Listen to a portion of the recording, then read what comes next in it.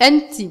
Yahoo et les startups. Une stratégie de recrutement particulière. Pour recruter les meilleurs talents, Yahoo a une stratégie originale. Racheter les boîtes qui les emploient, y compris et surtout celles qui n'arrivent pas à décoller ou qui se plantent. Acquis recrutement, acquis débauchage. Pas certain qu'il existe un mot en français pour décrire l'expression américaine acquis ailleurs. Mélange d'acquisition et de recrutement. Si quelqu'un a une suggestion, qu'il n'hésite pas à nous la communiquer. De fait, ce barbarisme décrit une pratique qu'est en train de populariser Marissa Mayer, la très charismatique et médiatique patronne de Yahoo.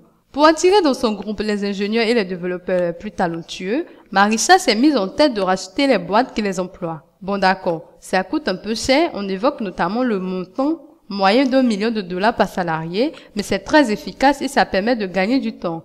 Mieux, selon Business Insider, Marissa n'hésite pas à s'offrir des startups qui ont échoué ou sont en passe de, ce qui limite d'autant la facture. Enfin, pas toujours si l'on en croit Business Insider.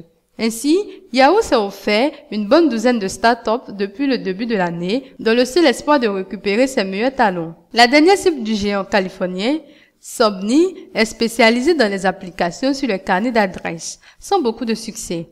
Qu'à cela ne tienne, Yahoo en aura proposé 30 à 40 millions de dollars. La firme a aussi fait une offre de 50 millions de dollars sur la start-up new-yorkaise Quickie, qui a longtemps cherché le bon produit avant de créer une application pour réaliser des clips à partir d'images ou vidéos sans plus de réussite d'ailleurs. Mais là encore, Marissa a vu surtout sa main-d'œuvre la plus qualifiée. Un nouveau mode de recrutement. Certains experts n'hésitent pas à critiquer vertement cette stratégie, car c'est forcément déprimant, comme le pointe l'un d'entre eux, d'être employé chez Yahoo et de voir arriver des gens dont le seul mérite est d'avoir planté le start-up. Et surtout, toucher le jackpot pour cela.